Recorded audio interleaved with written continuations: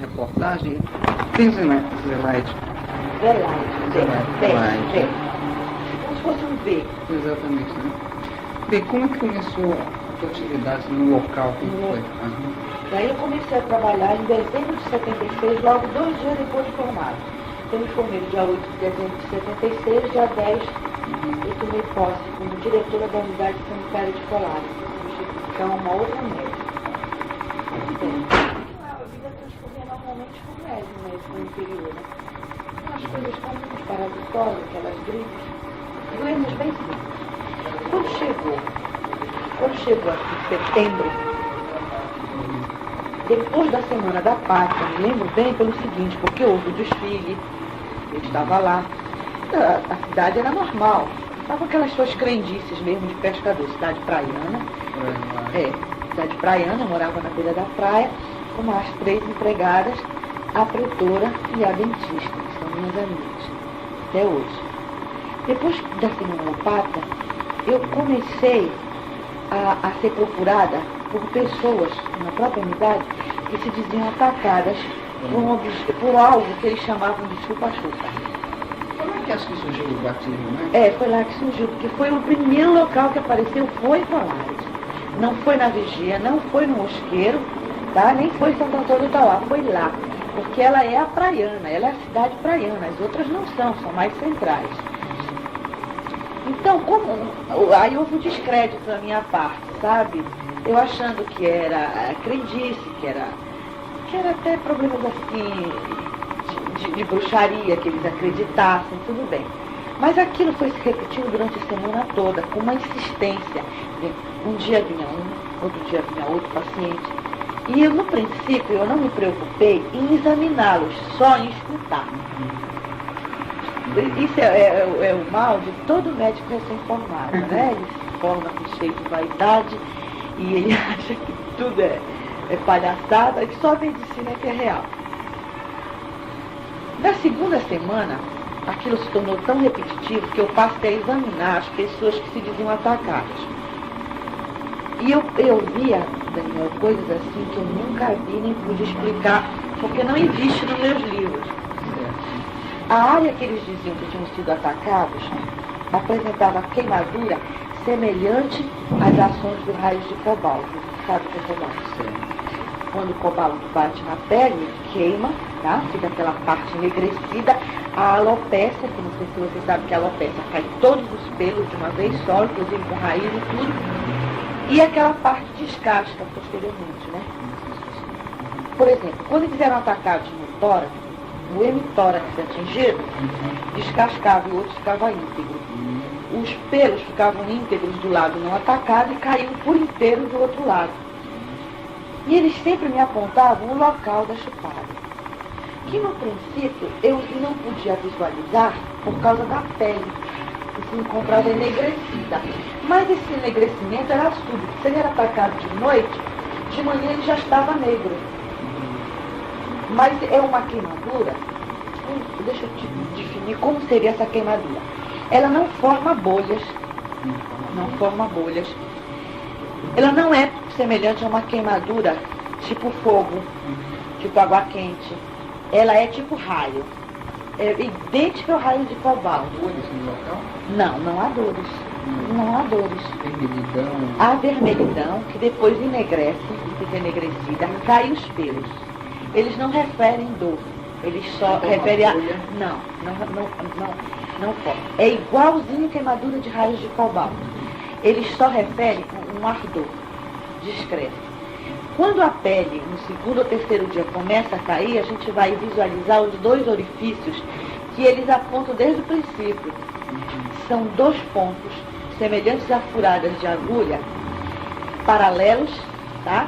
E bem próximos.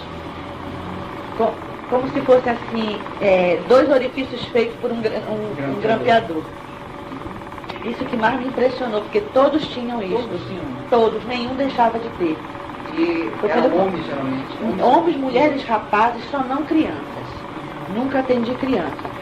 Aí eu comecei a registrar um relatório, com aquela vontade de mandar e aquele medo de me tornar ridícula. Sabe? De pensarem, poxa, foi pro interior e já ficou cheio de hábitos.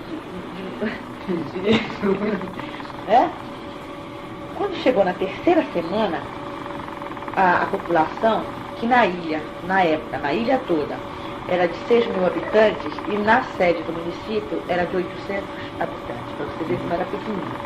Ela começou a esvaziar. Os ônibus que só faziam uma viagem por dia passaram a fazer 2, 3, porque a procura de passagem era muito grande. A primeira pessoa que fugiu da cidade, por incrível que pareça, foi o delegado. Quando deveria ser o último. Ele atravessou, ele morava perto de mim e disse para mim, olha doutora, a senhora não vai embora? Eu disse, não. Ele disse, pois eu já vou, porque eu não sei o que é isso. E nem os meus soldados, ele tinha 3 soldados no destacamento. Eles não querem ficar, estão com medo, então vamos todos embora.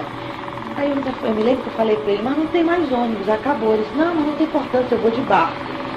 Quando na cidade não tem trapiche. Então ele foi de canoa para a vigia, da vigia ele pegou um ônibus e veio para Belém. Com isso, Daniel, a cidade foi esvaziando a cada dia. De 800 pessoas, ficou reduzida a pouco mais de 300. Tudo fechou. Fechou a prefeitura, porque o prefeito não podia contar com seus funcionários. Fechou o grupo, fechou a escolinha, tinha das crianças, e só ficou funcionando, eu me lembro bem, a unidade, porque tinha que atender os casos. E mais nada, porque nem o funeral continuou aberto.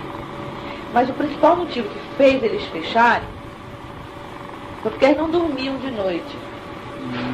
Eles passavam a noite acordados vigiando a população. De dia, eles não queriam trabalhar. E eu tinha que trabalhar porque eu tinha que atender os pacientes. Tanto prova que a dentista não trabalhava. Porque ela não tinha necessidade de trabalhar. Mas eu tinha para atender os casos. Porque, inclusive, nessa época dá muita crise de histeria, né, na própria população. Muitos que nem são atacados começam a passar mal com medo de serem atacados. Eu pedi à Secretaria de Saúde permissão para me ausentar da cidade, para vir para minha casa. E foi negado, porque eles não acreditaram e acharam que eu tinha que continuar lá. E eu continuei. O prefeito, todos os sábados, ele vinha a Belém. Ele comprava pistolas, fogos antigos de artifício, e mandava juntar latas e distribuía café para a população. Então, quando chegava 6 da tarde, todo mundo começava a vedar os orifícios das casas com jornais, inclusive buracos de telha, janela, tudo era vedado, buraco de fechadura. Até a minha casa, a empregada tinha um trabalho de botar nas vidraças, porque a minha casa era a única de alvenaria da cidade toda, o resto tudo era madeira e barro. Então ela botava jornal nas vidraças, ela entupia todos os buracos de telha com jornal, isso ela começava desde cedo fazendo. E até os buracos da fechadura, quer dizer, eu queria meter a chave e não podia estar entupida de papel. Tudo para não entrar o raio, porque o raio, segundo eles, entrava através de orifícios. Ela não conseguia entrar num local totalmente vedado. O que é difícil, porque no interior as casas são muito abertas. Então, começava isso. 6 horas da tarde nós íamos para as portas, da porta, né? Era distribuído café, as pistolas, que eu tenho pavor, que eu nunca arrisquei, e as latas para que eles batessem, na tentativa de não deixar eles baixarem mais do que eles já baixavam. Chegaram a baixar muito? Baixar muito. Inclusive eles tentaram, na época que a aeronáutica estava lá, para nós, né? Eles tentaram aterrissar no campo de futebol, o único campo de futebol que tinha na cidade. E o pessoal da aeronáutica correu da praia para o campo de futebol, que ficava na estrada, para tentar entrar em contato com eles. Certo. Mas aí a população chegou na frente e afastou com pistolas e baques. Então isso para eles foi um horror, porque eles passaram uma semana conscientizando a população de que eles não existiam, tá? Mas que quando eles aparecessem, olha só a incoerência, né? Que não era para se fazer absolutamente nada para espantá-los. Mas é difícil você conhecer o caboclo da Amazônia com uma coisa dessa. Então, nessa época, houve muita afluência assim, de políticos, né, deputados estaduais, pela área, para lá, né? Eles iam lá ver. Inclusive, eles faziam gozação, diziam que eles eram pilotados por mulheres verdes e de cabelos loiros. Isso na base da gozação deles, talvez. Então, voltando, então nós começávamos, nós não, porque eu não batia lata, nós ficávamos se batendo lata, soltando pistolas até o dia amanhecer. Aquela barulheira. Então, como eu tinha que trabalhar, eu acho que eu era a única que dormia na cidade. Mas um sono perturbado, porque toda hora era uma pistola, era um baque, eles faziam um revezamento para bater. E o número de casos cada vez aumentando. Porque no princípio, Daniel, as pessoas não foram atacadas na sede, e sim nas vilas. Muitas vilas, não? 7 vilas. Além da sede, tem 7 vilas. O primeiro paciente que eu atendi, ele era de uma vila chamada Fazenda. E foi um rapaz. Um rapaz de seus 18 anos. Ele foi namorar, depois voltou para casa e dormiu com roupa e tudo, com a janela aberta. Ele me contando, a janela aberta. Por volta de umas 2 horas da madrugada, que ele calcula, mas que ele não tinha relógio, ele foi despertado por uma sensação assim de calor, sabe? Ele tentou abrir os olhos e pela janela onde ele tinha atado a rede,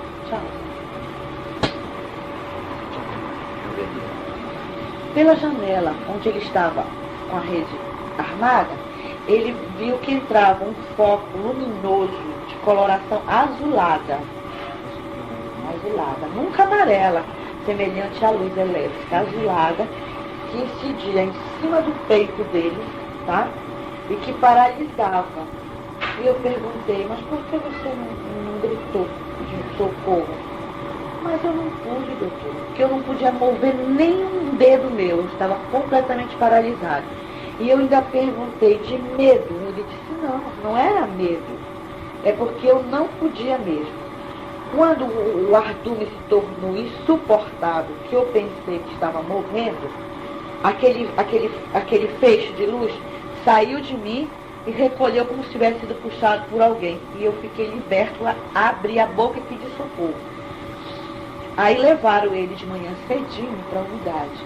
Ele foi o primeiro paciente que eu atendi. Ele apresentava a queimadura no tórax inteirinho.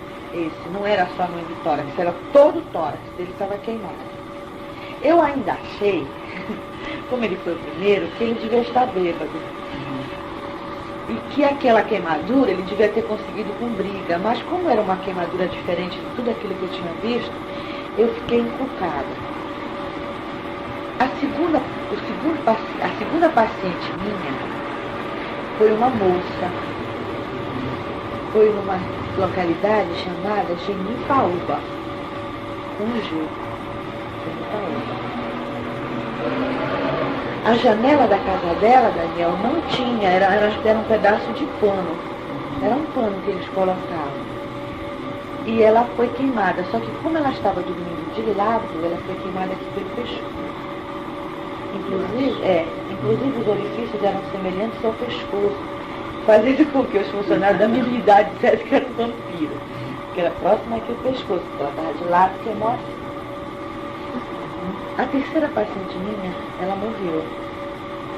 Aí eu trouxe para o Renato Chaves, os primeiros servidores do Estado, mas quando chegou nos servidores do Estado, eu deixei que o prefeito tomasse as providências, porque eu vinha no carro dele, meu carro estava sem gasolina.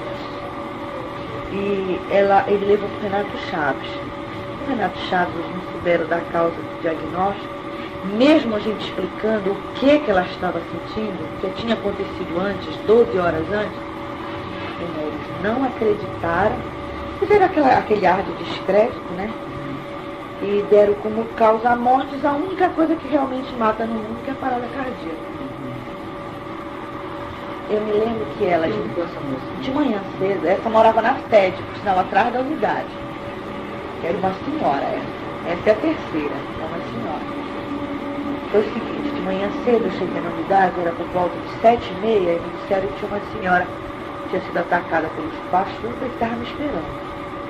Aí eu me preparei para escutar outra história, né? Quando ela entrou, ela tremia muito, mas muito mesmo, mas uma senhora de idade, mãe de filhos, que eu já conhecia de vista e sabia que era uma mulher íntegra. Ela disse para mim, doutora, eu fui atacada pelo pastor, ela disse, foi. Abriu a blusa e mostrou em cima do seio esquerdo. Essa ainda não tinha ficado enegrecida, porque ela foi imediatamente. Tinha 2 orifícios, semelhantes a 2 agulhadas. O peito dela estava vermelho e perenneado, não estava enegrecido, mas muito perenneado. E ela dizia que naquele local ela estava sentindo falta de ar. Mas se tu comparasses do outro lado, pro lado que tinha sido atingido, era assim como se uma diferença absurda. Qualquer pessoa sabia que aquilo tinha sido acontecido alguma coisa. E muita coisa. Ainda tentei conversar com ela, ainda tentei dizer para ela que era impressão, que alguma coisa tinha acontecido. Ela disse, não aconteceu. Eu dei minha cama de prender minha cabeça. Sim.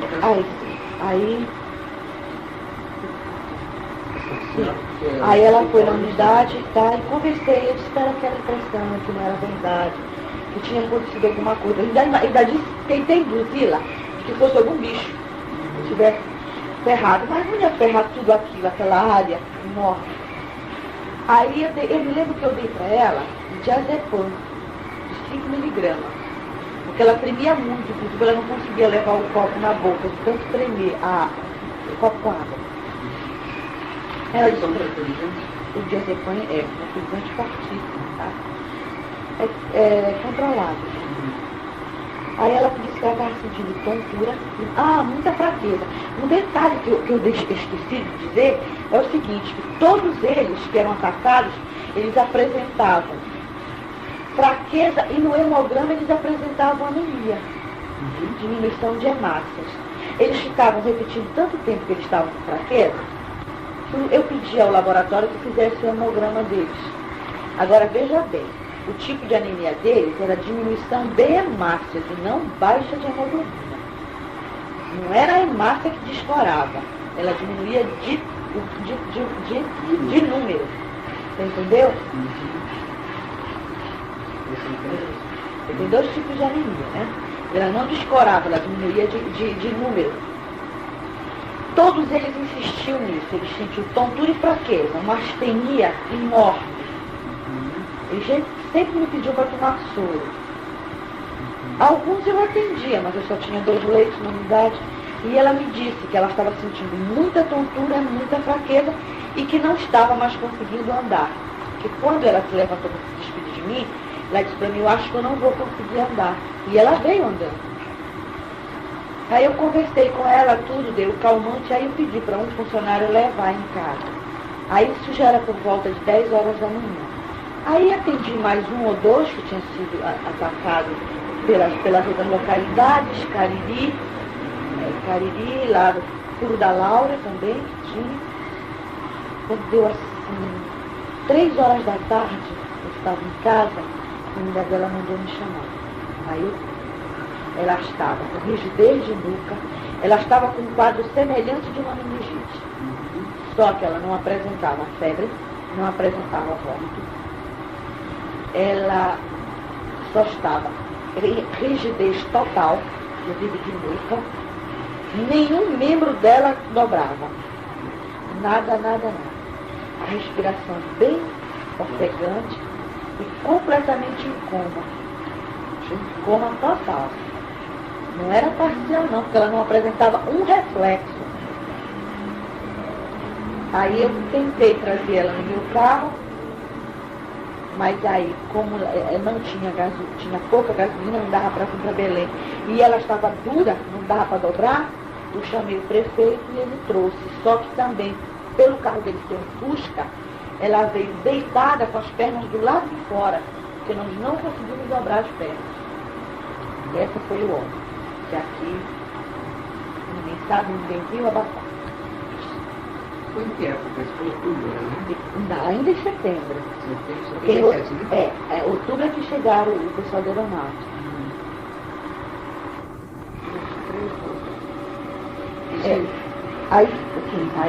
Aí eu fiquei esperando o resultado dessa senhora. Como eu não podia sair de lá, né? Aí o prefeito veio buscar pediu laudo. Aí no laudo constava parada cardíaca. E que nada adiantou das informações que nós demos. Esse laudo hoje a gente pode encontrar ela aqui, a família deve ter. Eu não sei. Deve ter no atestado de óbito, né? Ela não lembra o nome dela? Eu não lembro, porque era tanto, eu era a única médica nessa cidade. Depois eu era tão nova, eu tinha 23 anos, recém-formada. Eu ainda não tinha assim uma dinâmica de trabalho que eu tenho agora. Eu era muito dispersiva, apesar de ser detalhista, mas em termos de trabalho era muito dispersiva. Você tá com calor? Não. Sim. Aí eu esperei, né? Aí veio a resposta. Com isso eu me amedrontei mais ainda do que eu poderia acontecer comigo se eu noticiasse isso. Porque se o próprio Instituto Médico Legal nega a causa mortis, não procura pesquisar nem levar para laboratório, se eu pego e mando um relatório, como eu estava aprontando, que tinha mais de 30 páginas, para a minha Secretaria de Saúde, aí é que eu vou ficar mais desmoralizada, né? Porque eu não vou ter onde me basear. Onde que eu vou me pegar? Com o que eu vejo? Com o que eu escrevo? O que as pessoas me dizem? Aí eu fiquei com mais medo ainda do que eu estava escrevendo. 3 dias depois, passando 3 ruas da casa que eu morava, assim, em termos assim, paralelos, né? Morava uma senhora que eu tinha laços de amizade por ela, porque na primeira semana que eu trabalhava lá, o filho dela seccionou um ramo da artéria femoral com uma tesoura. E eu me lembro bem que ela, desesperada, carregou o filho no colo, juntou o sangue todo numa bacia, na tentativa que eu colocasse de novo, e eu consegui suturar e fazer a hemostasia da artéria femoral precariamente, né? Então, com isso, ela ficou com laços de amizade comigo. E a filha dela mais velha me foi dada como empregada, servir como doméstica, na casa da minha irmã aqui em Belém. Então, ela era uma pessoa normal, costureira, por sinal, costurava, bordava, tudo, nova. Só que tinha o mau hábito de tricotar durante a noite, que a luz ia embora. Um detalhe que eu esqueci de dizer, que a luz chegava às 6 e ia embora às 9. Olha o dia. Então ela tricotava com lamparina. Nesse dia teve festa, era um sábado, teve festa. E os filhos maiores foram para a festa e ela ficou tricotando, esperando por eles, com a porta da cozinha aberta. Extremamente católica, não acreditava em chupa-chupa. Quando foi por volta assim, de 2 horas da madrugada, eles mandaram me chamar, que ela tinha tido uma crise. E eu fui, morrendo de medo, mas eu fui. Cheguei lá, ela estava.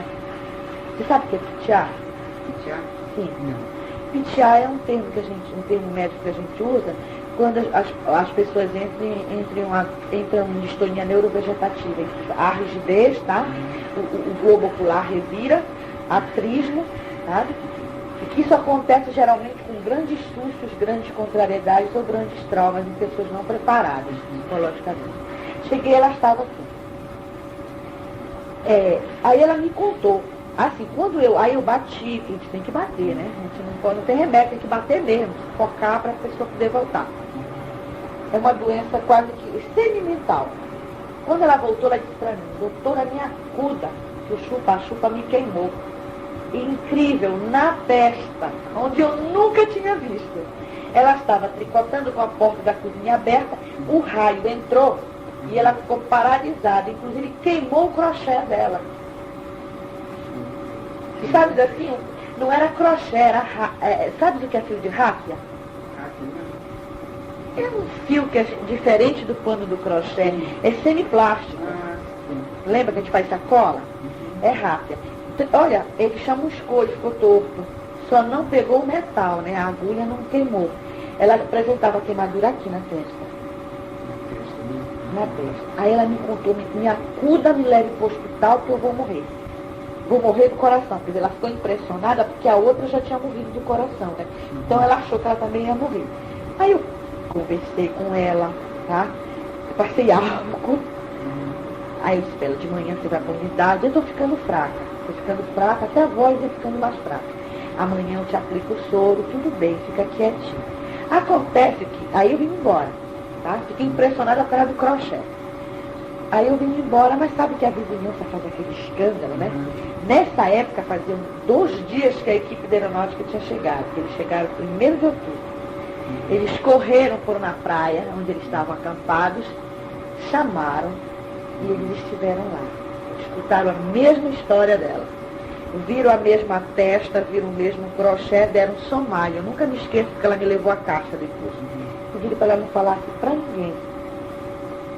E foram embora. Quando foi de manhã, ela foi me contar e me mostrar a caixa e me pedir para que eu passasse remédio, porque ficou horrível, aquela testa ficou preta. Essa foi a 4ª.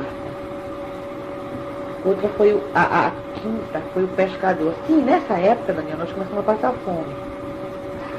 Toda a cidade, pelo seguinte, porque os pescadores, eles saem por volta de meia-noite para pescar. Que é para 5 horas da manhã já está todo pescado. Nós só comíamos peixe, porque lá é uma cidade praiana, não tem carne. Aí começamos a passar fome, porque a metade dos pescadores não iam. E os que iam eram atacados. Lá em alto mar. Então foi diminuindo o pescado, nós fomos começando a comer sardinha. Começou a esgotar na mercearia a comida, então por fim, coitada, a gente já comia só feijão com farinha. Era feijão com farinha. Então esse pescador, acho ganancioso, né? Ter ficado pouquinho só para pescar, ele continuava pescando enquanto os outros não iam mais. Aí a gente começou a comer galinha de quintal, eu não passava fome enquanto o pessoal me dava comida. Aí ele com mais 2, que eles nunca vão pescar sozinhos. Ele foi o barco pesqueiro, ele foi atacado. No meio do mar, ele foi atacado. Não é mar, né? É a costa, aquela costa. Ele foi atacado e eles trouxeram para me atender. Velhinho, ele não morreu, mas ele foi queimado. Também no peito. Foi no peito. Geralmente eles andam sem blusa, né? Eles andam sem blusa. Eles dormem sem blusa, né? Ele foi atacado. Então, com isso, outro que eu não cheguei a atender, que caiu ao mar, eles dizem que ele com medo do ataque, ele caiu. O companheiro dele afirma que ele foi atacado e com isso caiu do barco. Esse eu não consegui saber o nome nem atendê-lo porque ele morreu, caiu no mar. Este não, o primeiro pescador atacado eu atendi. Depois que o outro morreu, que caiu no mar, aí pronto, aí ninguém foi mais pescar. Então, outro caso, outro que caiu. Depois que o outro caiu, é que ninguém pescou mais. Ninguém. Então a gente fazia o seguinte, dia de sexta-feira à tarde, incrível que eu fazia, pura loucura. Eu ia com uns 11 funcionários que eu tinha da unidade, pescar siri nas pedras. Porque não tinha mais nada para comer nas mercearias, eu sempre pedindo para a secretaria deixar eu passar uns 20 dias em Belém, e ela sempre negando. Então nós íamos pescar siri, por sinal, eu aprendi com eles. Eu ia para as pedras, a gente pescava siri e comia. Comia siri. Depois, quando a situação foi piorando muito, aí o prefeito comprava carne em Santo Antônio do Itauá e dava para mim, que a pretora veio embora, né? Eu morava comigo, a minha comadre hoje em dia. Então foi a primeira que veio embora. Ela passava só 2 dias por semana lá. Aí nós comíamos o que o prefeito trazia. Uma das poucas pessoas que não fugiu foi eu, o prefeito e o padre. O padre, porque talvez não acreditasse, não ligasse, também ninguém frequentava mais a igreja mesmo. Nessa altura? Não frequentavam mais. E esses números foram aumentando, até um ponto insustentável. Eu me lembro que chegou a supervisão da Secretaria de Saúde para fazer a contagem do número de casos de tuberculose. Então eles mandaram 3 técnicos, uma assistente social, uma enfermeira e uma farmacêutica. Aí elas chegaram logo me perguntando, olha, nós não vamos poder dormir por causa do chupa-chupa. Tudo bem, mas a maré já secou, não vai poder atravessar, tem que dormir. Porque a maré secava e isolava a ilha de todo mundo, como é ainda até hoje. Já feita aquela seca, ela isola. Aí elas ficaram, pelo jeito. Então, com isso, elas ficaram com mais a minha empregada, incentivando do lado de fora. A gente dormia do lado de fora. A gente botava o colchãozinho, deitava e se cobria, tá? Enquanto duas dormiam, duas batiam lata, duas soltavam pistola. Eu nunca dormia só, sempre foi empregada. E não dava. Mas como o meu sono era tão grande que dava, porque eu vivia porre de sono. De tanto ser chamado de madrugada. Então, nessa época, elas puderam constatar, que elas puderam ver no dia seguinte os casos, antes de voltar, que eu tinha atendido. De pessoas que tinham sido atacadas. Com isso, o pessoal da aeronáutica se mantinha assim, muito separado, sabe? Eles fizeram 2 acampamentos, um na estrada e um na praia. Eles eram em torno de 30. Usavam 2 brasilhas. Eles entrevistaram todo mundo. A primeira pessoa que eles foram foi comigo, com o padre, com o prefeito. Eles procuravam entrevistar todo mundo, mas assim, uma coisa assim tão sigilosa, tão... por favor, não diga nada, me descreva, me desenhe, mas não fale para ninguém. Ou se você não quer saber, não vai perguntar, né? Eu acho, sou dessa opinião. Aí foi quando chegou o bendito dia que eu fui consertar a clavícula de uma criança que estava quebrada na unidade. Aí eles foram ficando descarados, sabe? Eles passaram a aparecer cedo. Os aparelhos, as luzes, eles não esperavam à noite. Eles apareciam que horas? À noite, normalmente depois que a luz da cidade apagava. Às 9 horas da noite? É. Eles começavam a aparecer a partir das 10? Das 10 até 4 da madrugada. Até 4 da madrugada. E depois desapareciam. Mas ao mesmo tempo, esses objetos apareciam 1, 2... Não, primeiro apareciam isolados. Depois eles apareciam em vários lugares. Não podia ser o mesmo, né? Se atacava uma pessoa no Genipaúba, uma no Furo da Laura e uma na fazenda, não podia ser o mesmo, em horas idênticas. Depois eles começaram a ser vistos em grupos de 3. Mas sempre depois que a luz apagava, porque tanto na sede como nas 7 localidades, a luz era só de 6 a 9. Da tarde? Das 6 da tarde às 9 da noite. Porque a prefeitura é muito pobre, não podia pagar o óleo diesel. Com o passar do tempo, quando completou 1 mês já de sufoco, eles passaram assim, não sei se eles começaram a ter desespero, eles começaram a aparecer cedo, antes até da luz ser ligada.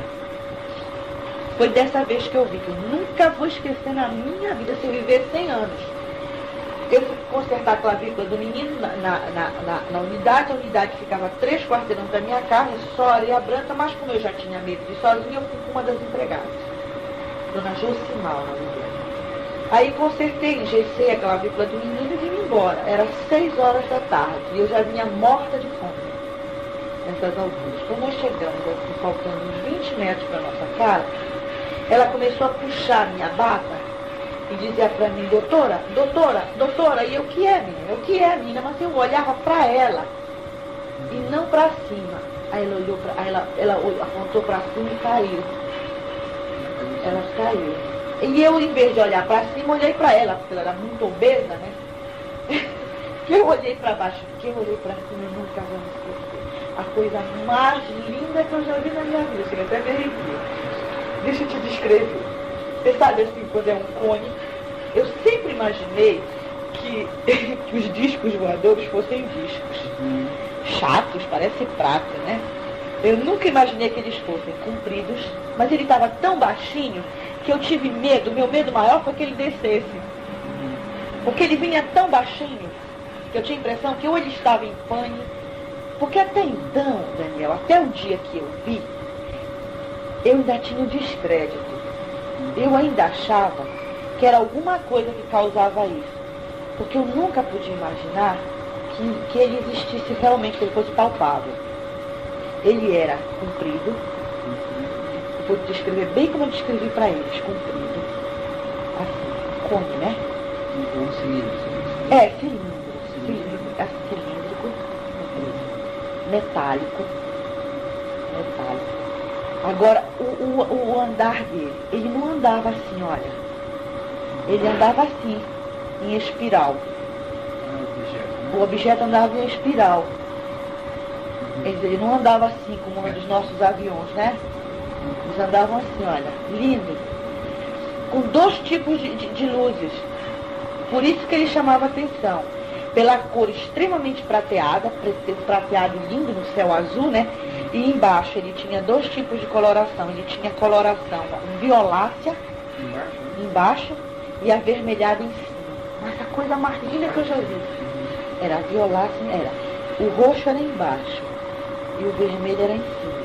À medida que ele andava assim, ele ia deixando aquele rastro de luz belíssimo como eu nunca vi na minha vida. Aí, naquele desespero, aí todo mundo começou a correr para dentro das suas casas, o pessoal que estava na rua, todo mundo começou a fechar a janela, a porta, ninguém me ajudou a juntar. Começaram a fechar e a gritar, corra, corra, corra, corra. E ela muito gorda, eu me lembro que eu peguei pelas axilas e fui puxando pela terra, que era areia branca. Quando chegou na batente da minha casa, eu não consegui subir com ela, entrei na minha casa, deixei ela lá na batente e ficava da porta, gritando para que ela entrasse e ela lá, desfalecida, porque eu não sabia se eu me salvava. Olha só como nós estamos egoístas, né? Instinto de sobrevivência. Eu não sabia se eu me salvava ou se eu puxava a pobre, que ficou sozinha na rua, não ficou um cachorro para salvar a mulher. Colares, na sede onde eu morava. Esse objeto ficou muito tempo lá? Não, olha, ele vinha nesse sentido, a senhora. Como se ele estivesse descendo, por isso que eu não socorri. Porque eu tinha a impressão que ele ia descer na praia, na beira da praia. Depois ele levantou. Eu não sei calcular metros de altura, não tenho nenhuma noção. Mas ele é o tamanho desse prédio aqui? Ele? O objeto? Eu acredito que ele era maior. Maior? Senão eu não tinha. Esse objeto era estreito, né? Era estreito. Eu tive a impressão, quando eu estava na Ele porta... rodava também? Ele em torno de si? Ele em torno de si rodava. Ele não andava assim, ó. O que fazia ele ser bonito era exatamente esse movimento que ele dava, essas voltas, que aí deixava os rastros de luz. O que eu queria te dizer é o Houve seguinte. ruído também? Não perceberam ruído? Olha, eu não escutei, mas todas as pessoas que se disseram atacadas e que viram quando eles puxavam o peixe, eles faziam, parece assim, um assovio. Assim, um assovio bem discreto, assim, parece que tivesse assim, abafadores. E outra coisa, ele ficava paradinho no ar. O objeto, ele parava. 2 das pessoas atacadas, não as primeiras, que as primeiras ficaram em choque, mas 2 lá do meio, mais ou menos, diziam para mim que quando ele recolheu o peixe, que elas corriam para ver, ele estava parado. E ele baixava muito para jogar o peixe. Eu acredito que ele baixava a metade do que a altura que eu vi para jogar o peixe. E eu achava que ele era estreito pelo seguinte, porque ele era bem mais comprido do que largo, como se ele fosse tripulado por pessoas sentadas. Só que eu nunca vi nem janela, eu não consegui ver nem janela nem porta. O corpo era só metálico. É só metálico, mas um metálico lindo. Não é como o nosso inox, sabe? Não é como o nosso alumínio. É um metal bonito que brilha, assim, extremamente polido. Isso era quase 6 horas da tarde. Isso, eram 6 horas da tarde.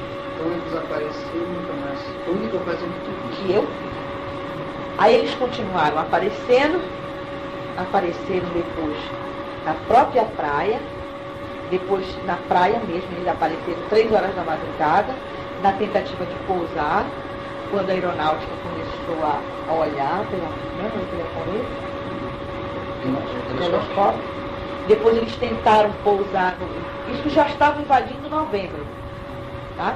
Aí eles tentaram pousar no campo de futebol, quando a aeronáutica chegou, mas essa vez ele baixou tanto que ele ficou menos de 50 metros. Menos de 50 metros. Inclusive as pessoas perceberam bem que ele não tinha portas nem janelas, não sei como que eles podiam não ter porta nem janela.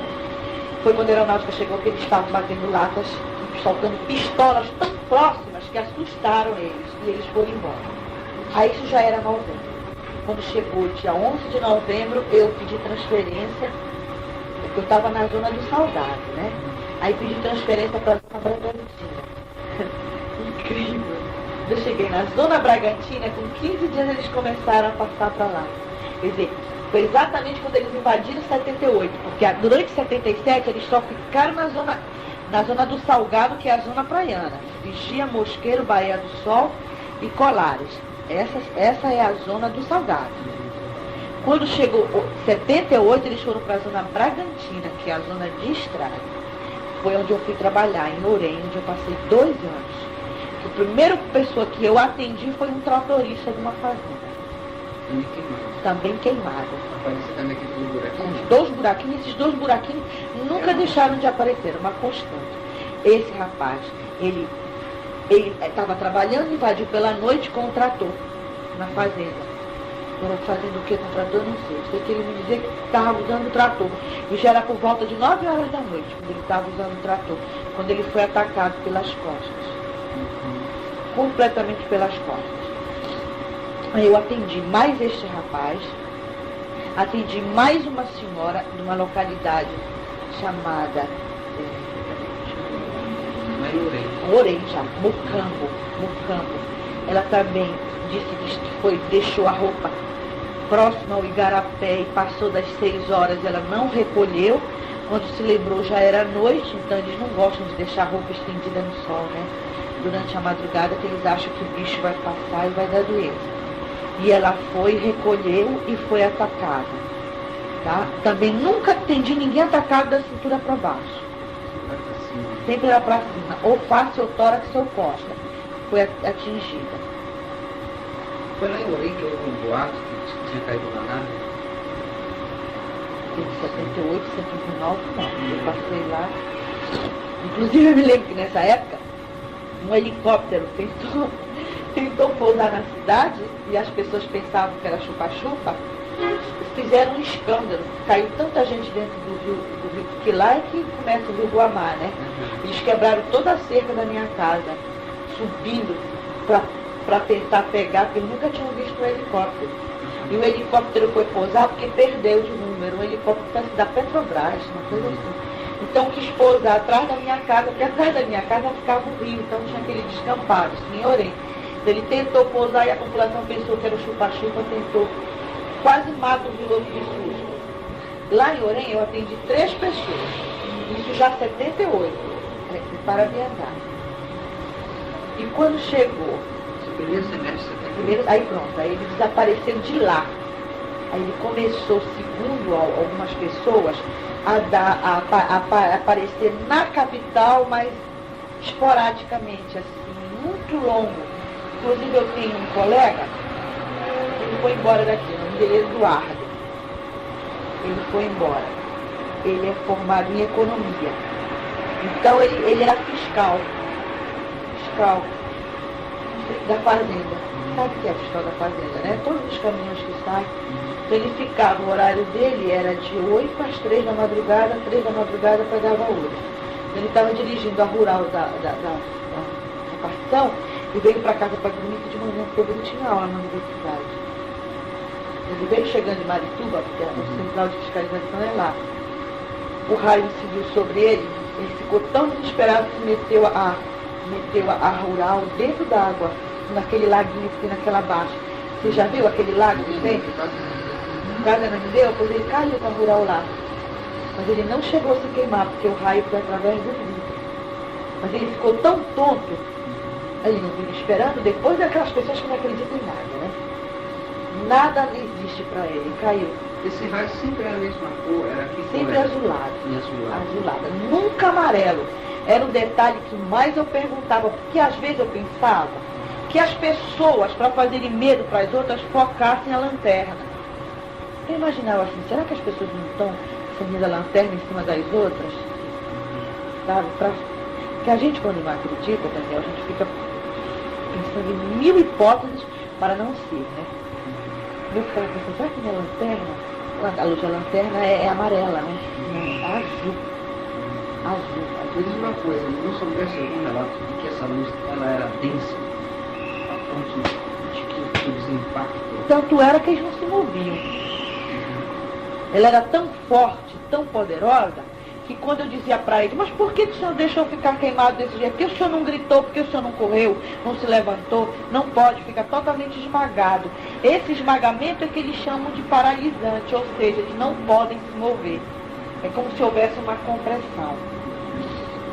Aí depois disso eu tentei estudar alguma coisa sobre isso, porque era tanta gente que procurava, né, para saber detalhes. Não soube nem o dedo que eles tinham pousado lá em Polaris. Não, eles nunca chegaram a pousar, porque o dia que eles quiseram pousar, eles não deixaram. Eu acredito, viu, eu não sei nada sobre ufologia. Inclusive, até 1977, eu jurava que ela não existia. Eu afirmava e até debochava. Eu acredito que eles fossem uma esquadrilha perdida, desgarrada, sem energia. De seres assim tão superiores a nós, que conseguem sintetizar a nossa energia como combustível. Só pode ser essa explicação que na minha cabeça... Eu particularmente, sei lá, eu não estou desenvolvendo uma hipótese para explicar, porque realmente é o grande número. Por exemplo, em Polaris, a média de pessoas atingidas entre setembro até final do ano, quantas pessoas que eu acho que foram? Totalizaram mais de 35 pessoas. Que eu atendi sem contar aquelas que se tratavam sozinhas. É? Porque tinha outras que se tratavam sozinhas. Era tão longe da sede que não tem meios de transporte, é picada. Que às vezes dá 40 quilômetros de picada. O cara não vai, né? Passa qualquer coisa, vê o que eu passei para o outro que foi atacado do vizinho. 35 pessoas mais ou menos Contadas porque eu fiz o relatório e depois por medo rasguei. Por medo, vergonha, sabe? Principalmente porque não se perdoa certas coisas a um médico. Isso é muito próprio nosso, brasileiro. O médico não pode ser espírita, o médico não pode ter religião, o médico tem que ser um cientista em potencial e só acreditar na matéria e na ciência. Talvez, se eu fosse uma profissional de outra área, eu falasse, dissesse, escrevesse abertamente e não sofresse críticas. Até meu marido, que não me conhecia nessa época, ele só acredita porque ele sabe o quanto que eu sou honesto e detalhista. Mas se outra pessoa contar para ele, ele não acredita. Porque ele é totalmente discreto. Ele é o típico médico, ateu em todos os sentidos. Nesse caso lá em Polaris, elas ficou... Eu saí e elas ficaram. Só saíram de lá fim de novembro, quando não apareceu mais nenhum caso em Polaris. Quando foi passando a Bragantina, eles não foram mais. Depois de passados muitos anos, eu acho que foi este ano, no princípio deste ano, eu assisti um documentário feito lá em Polaris, pela aeronáutica. Não sei se você viu, lá em Curitiba. Foi no Fantástico que apareceu. Agora, eu acho que foi no princípio desse ano. Foi pequenininho, sabe? Não foi grande, não aparecia assim tantos detalhes. Interessante, realmente. Todas as pessoas apresentavam Queimaduras, alopecia e dois orifícios paralelos. Em geral, elas viam o aparelho, né? Algumas. No princípio, elas não ouviam porque elas estavam tão assustadas, Daniel, que elas não procuravam saber nem de onde vinha aquilo. Mas com o passar do tempo, assim, de vários casos, quando elas conseguiam que aquele feixe recolhia, tu sabe o que é que acontecia? Eles corriam para saber de onde vinha e eles diziam para mim que ele ficava parado com esse barulhinho assim, pensa que ele assobio bem discreto, depois vem em nome. Era luminoso, não lembra a descrição que as pessoas faziam da época do aparelho? Sempre luminoso, mas nunca me disseram se ele era assim, formato. Talvez porque eles não saibam, né? Não saibam descrever formato de coisa, mas sempre luminoso. E coisa que mais eu prestei atenção foi o formato, que eu pensei que ele era chato. Fiquei decepcionada quando eu vi que ele era comprido. E não houve nenhum caso, não soubesse nenhum caso assim, que a pessoa foi levantada, carregada por um raio desse? Não. Ou telhas, vegetação? Não, telhas sim. Telhas sim, pessoas não. Foram levantadas? Foram levantadas. Inclusive aquelas telhas assim que tinham uma folga de 4, 5 dedos, pessoas que eram atacadas pelo telhado, quando ele retirava seu peixe, no lugar onde ele tinha colocado o peixe, não era 4 dedos só de falha de telha, eram rombos. Mas eles não quebravam as telhas, é como se eles empilhassem. Você entendeu? Afastassem, puxassem assim. E não partisse nem derretesse. Por isso que eu digo que eles eram pessoas bem mais desenvolvidas que a gente, porque até educadas eles eram. Não eram humanos. Afastavam para aumentar a área, né? Para a penetração do outra coisa, a maioria dos que eram atacados estavam no sol. Não. Às vezes estavam. A maioria estava acompanhada. Um colega. Geralmente assim, eles dormem em barracões, né? 4, 5 redes armadas. Inclusive quando eles pedem socorro, geralmente quem socorre são os que estão do lado. Eles não eram assim, não eram vítimas solitárias. Eram poucos. Poucos eram solitários. Só aqueles rapazinhos que vinham da festa, né? Namorando. Mas assim, a maioria sempre estava dormindo em compartimentos com outras pessoas. Eu sei bem. Eu escrevia tudinho, tudo que acontecia, que eles me contavam. Hoje foi um relatório que se perdeu, né? Perdeu, talvez por covardia, né? Imaturidade. Peguei um documento tanto. Imaturidade, porque naquela época eu estava numa realidade, eu descrevia o das pessoas, ia grampeando, né? Para mostrar. E quando começou aquela história do Renato Chaves negar, até os exames do hemograma eu botava resultado. E todos eles apresentavam anemia. Todos apresentavam? Todos, não ferroculta, né? Era por volume, era por número de hemácias. Isso que foi fantástico. Eu acho, Daniel, que esta senhora morreu porque ela deve ter sido sugada em uma quantidade excessiva. E ela tinha um agravante cardíaco. Que depois a família dele morreu. Mas ela era uma cardíaca, dessas cardíacas comuns que não tem grandes problemas. E diz uma coisa, essa anemia, ela era acentuada pelos Era, por exemplo, eu não sabia quanto eles tinham antes. Certo. Mas quando eu fazia a contagem de hemácias, a hemoglobina ficava igual. Certo. Elas ficavam em torno de 3 milhões. 3 milhões já é muito pouco. 3 milhões, 3 milhões e 100. E a astenia que eles insistiam em dizer que sentiu. Tu sabe o que é astenia, né? Aquela fraqueza muscular. Inapetência. Durante 2, 3 dias eles pouco força tinham de andar. Não queriam se alimentar, mas depois desapareciam. Só ficava engraçada a queimadura quando a pele ia saindo. Depois não está tudo normal. Esses buraquinhos ficavam tempo? Ficavam muito tempo. Inclusive eles eram entumecidos. Eles eram um pouco elevados. Uma papila. Tinha, buraquinhos, quer que eu faça aqui para ti? Elas ficavam assim, olha, uma do lado da outra, bem paralelas, mas uma furada de todos. Nenhum eu deixei de encontrar. Aqueles que eu não encontrava enquanto estava aquilo enegrecido, quando a pele começava a cair, estava lá, exatamente no lugar onde eles diziam que mais ardia. Porque esse era o único sintoma que eles sentiam, era o ardor. Naquele lugar, era a que mais ardia. E ficava assim, essa brotoeja assim levantada. E nunca ninguém conseguiu me explicar.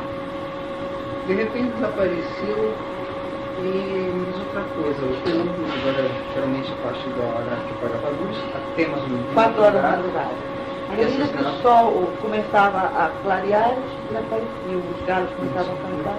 Não sei que era quase de dia. De dia não, só pro fim, que eu acho que eles já estavam em desespero. Eu acho que eles já estavam tanto tempo perdidos que eles começaram a entrar em desespero. Eles começaram a aparecer 6 da tarde, 7 da noite. Que aí a gente já não tinha mais sossego, porque o batimento de lata começava às 5 da tarde. Eles passavam em voo rasante, né? Voo rasante, depois subiam. Eles tentavam, eu tenho a impressão, viu, Daniel, que eles tentavam ver como era a receptividade. Nossa. Como é que uma vocês aceitavam? Havia interferência nas rádios, o pessoal que não ligava a rádio nessa ocasião? Olha, eu não sei se eles ligavam rádio, só sei que nessa época a televisão não pegava. Não pegava. Durante o tempo que lá eles estiveram, foi o pior tempo, não se pegava absolutamente nada, era só listas. chuviscos, aí de repente aparecia a imagem e desaparecia. Quando antes sempre foi boa. E hoje em dia pega. Rádio eu não sei. Porque TV dava na época. Na época e depois, na época que eles estiveram lá, né, setembro, outubro e novembro, ficou péssimo, a gente não acompanhava uma novela. Podia ter antena que tivesse. Os pescadores estendiam, geralmente parecia uma bola imensa, depois serviam outros, né? E geralmente às vezes iam ao mar, né? Eles já tinham. Eles iam ao mar. Não soube de algum boato de que saindo do fundo do mar? Não. Sempre de Vindo de cima, sempre de cima. para cima voltar. Pra cima voltar. Nunca eles vieram de baixo. Se fosse de baixo, eles iam confundir logo com monstros marinhos, mas não, era sempre de cima. Coisa mais linda, você já viu? Você nunca viu? Essa coisa mais linda do mundo. Ela é uma coisa extasiante. Fica em êxtase. Porque tu acreditas, mas se tu não acreditasses, a gente fica pasmo, porque a gente não sabe o que é aquilo e quer entender. Aí os sentimentos da gente se misturam. Curiosidade, tá? Admiração, medo, pavor, tudo fica e a gente não sabe o que a gente faz. Se olha, agora eu só reparei bem, porque meu marido diz que eu tenho um péssimo defeito, é o detalhe. Por exemplo, se você sair daqui, eu sei com que roupa você estava, todos os teus detalhes. A mesma coisa é na minha vida, nos detalhes. Então eu reparei, mesmo apavorada, olhando para cima e para baixo, correndo e entrando, eu olhei, eu queria ver detalhe por detalhe, porque eu queria entender o que diabo era. Que para mim era uma coisa nova. Foi depois disso que eu fui ler aquele livro, Eram os Deuses Astronautas. Eu me deu o trabalho de ler 3 vezes para ver se eu entendi. Um verdadeiro caos na cidade. Fume enorme. Que vigia? O que ele vigia? E vigia foi muito pouco, porque a maior área de atuação deles foi Colares, porque a população é 10 vezes inferior ao Sul. Colares era a vila de vigia. E há 24 anos atrás ela se tornou município. E foi rebaixada 3 vezes a vila, por falta de condições financeiras. Então, Colares pertence à vigia, 3 vezes se tornou município e 3 vezes foi rebaixada. Agora, pela 4ª vez, é município. Agora é município de Colares. Então, eu acredito que, devido à população ser bem menor, o povo ser mais atrasado, eles acharam que, daquilo que eles observaram, eles preferiram lá. Poxa, a população, 800 pessoas numa vila, para Vigia, que Vigia tem 70 mil habitantes no município, Colares na ilha toda tem 6 mil, na ilha inteira. A Colares é do tamanho do Mosquito ou maior? Não lembro. Não, vou te dizer, ela é bem menor, bem redondinha. Colares. Colares é a primeira ilha do arquipélago do Marajó, mais próximo ao litoral, bem redondinho. É menor, bem menor. É fácil de você atravessar. Tem uma balsa, agora já tem uma rampa.